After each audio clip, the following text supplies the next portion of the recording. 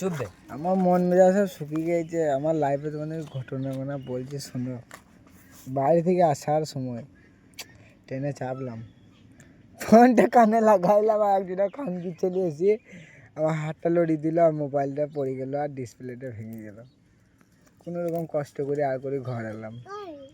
ঘর আসার পর মোবাইলটা বাগাই দিয়ে দিলাম। ঈদে আমাকে মোবাইল দিল না, ঈদের 3-4 দিন পর মোবাইলটা দিল।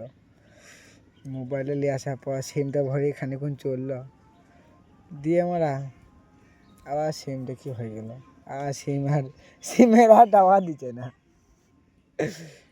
তো সিমটা যা হলো মোবাইলে নিয়ে এলাম, আমার বন্ধুকে গাড়িটা দিলাম। গাড়িটা দিয়েছি, গাড়িটা নিয়ে কোথায় কি গিয়েছে জানি না, কি হয়েছে জানি না। গাড়িটা সেই ভটভটির মধ্যে আওয়াজ করছে, সে একটা টেনশন। পয়সা দিয়ে আমাদের কাছে কিছু নাই, মেন কথা হচ্ছে এটাই।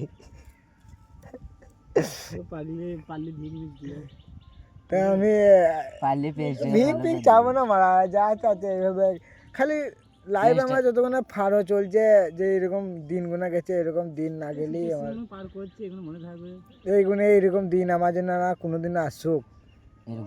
বহুত খারাপ দিনকাল। এক্ষুনি গেলাম, যে 450 টাকা খরচা করে এলাম, 500 টাকা তেল ভরে এলাম, তো এরকম করে ইনকাম নেই আর নাই, যে কী করে যাবে। আমার চাচারা বাড়া ঠিক আছে বাড়া, তোকে সব বসে রয়েছে, ওই দুটো খানাকে দেখছো, ওর কোনো লাইফের প্রবলেম নেই। ও 3000 টাকা ভরে রেখে দেয়, তা বললে আমাকে যে 1 টাকাও নাই। কান্দুনি গাড়ি তো অসমান কেউ পারে না, মানে ওকে 1500 টাকা থাকতে বলবে আমাকে যে পয়সা না, আমার টাকা লয়, বলছে পরের টাকা।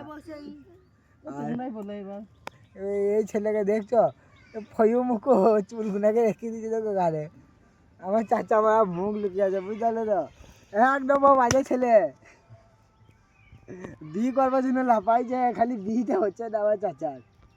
সেটা বিয়ে করবে না সেটা।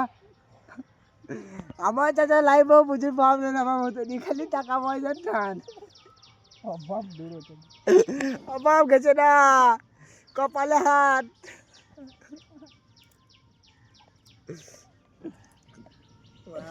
কি বলবো তোমাদেরকে, ভেবে তাল বেজি না। এইখানেই শেষ হলো, আবার পরে কাহিনী শোনাবো, কিছু হোক আবার।